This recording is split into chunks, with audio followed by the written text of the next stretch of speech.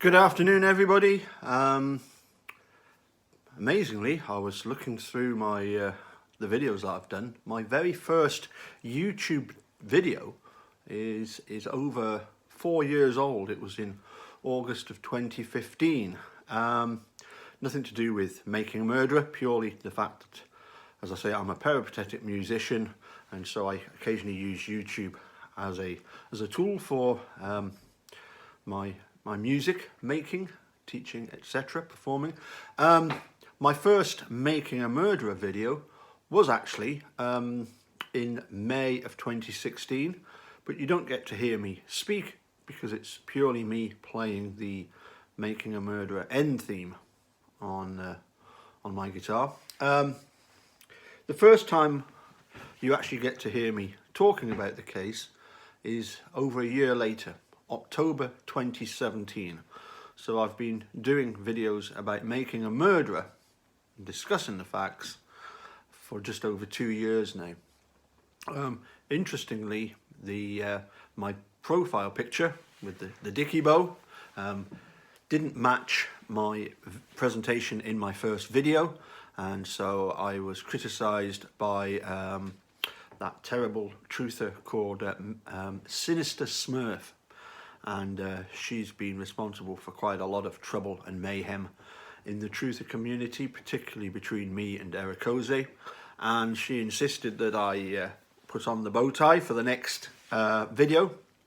I was only going to do one, but Eric Ose said it would be nice if you could do some more. And here we are, over 2 years later. So as I say, I did the video with my bow tie, and the trade-off, if that's the right term, was the fact that because I had worn the bow tie and did so for several videos, that Eric Ose, in one of his videos, had to wear his kilt.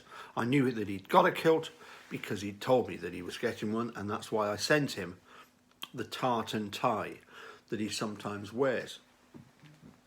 And of course, as Eric Ose mentioned recently in one of his videos, there are some people who have not been following the case as long as maybe we have, virtually from the beginning.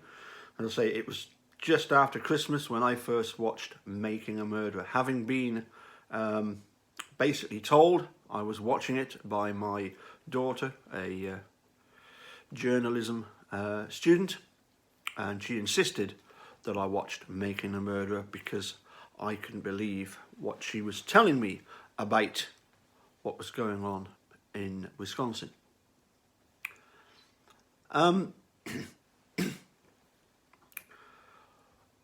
of the things I did do between first watching Making a Murderer and my first video in which I did any speaking, the one in October 2017, one of the things I did do between April and October of 2016 is contact Sheriff Herman and had extensive phone conversations with him. And I'd just like to point out that all of the phone conversations were very respectful. We exchanged a few emails, and he always finished off with things like, nice speaking to you, have a nice day, hope have a good weekend.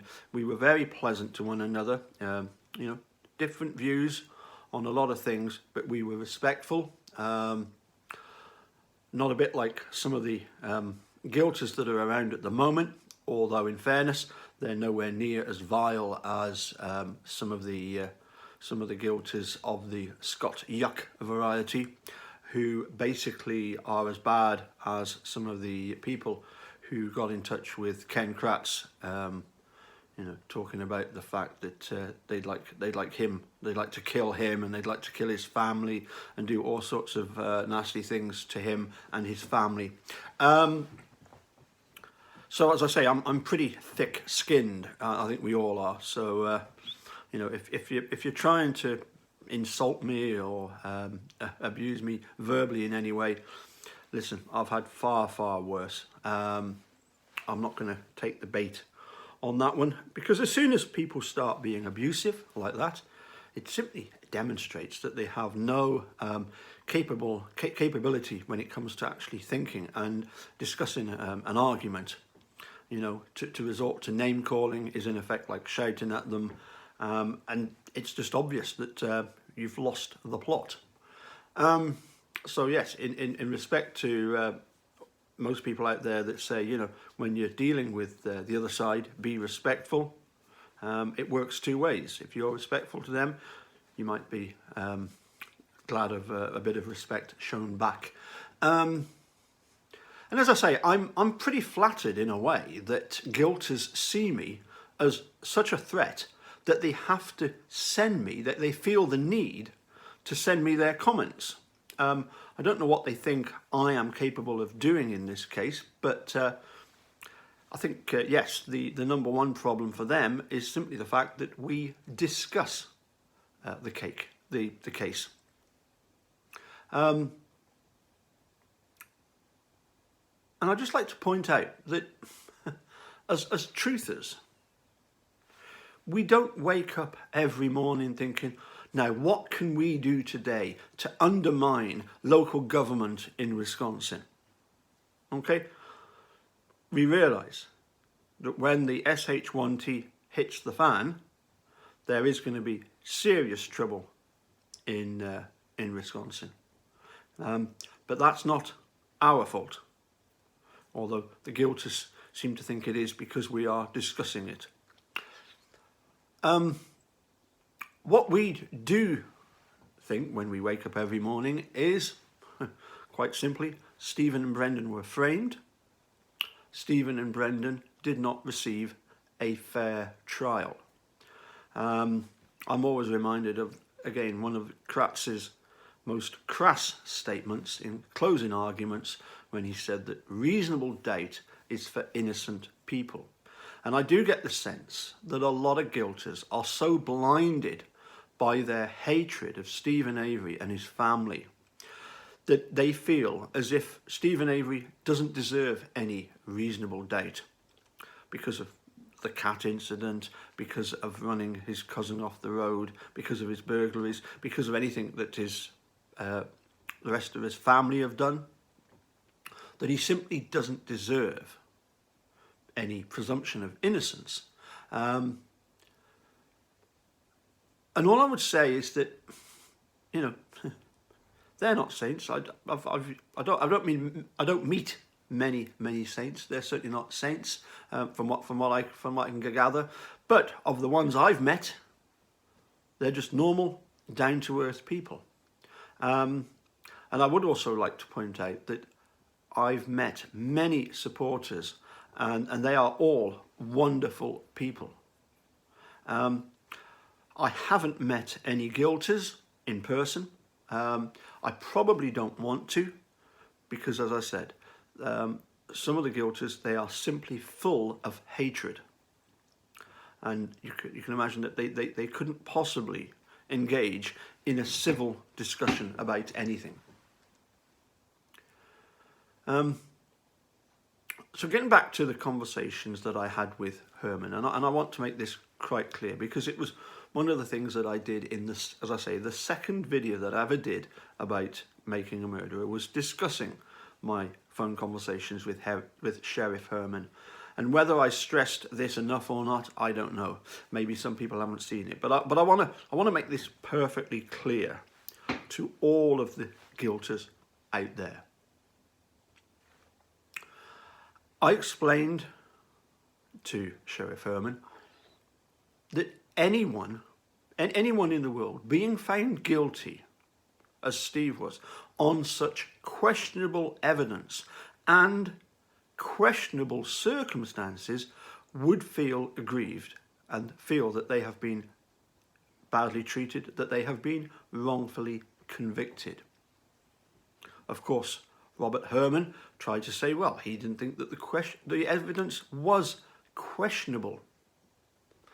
And I said, well, how do you account for the fact then 500,000 people have signed this petition? People from around the world are questioning the conviction of Steven Avery. They are questioning that evidence which you say is not questionable. He tried to fob me off with the idea that there shouldn't be any Steven Avery fingerprints because there's no surfaces inside the car that you can get fingerprints from.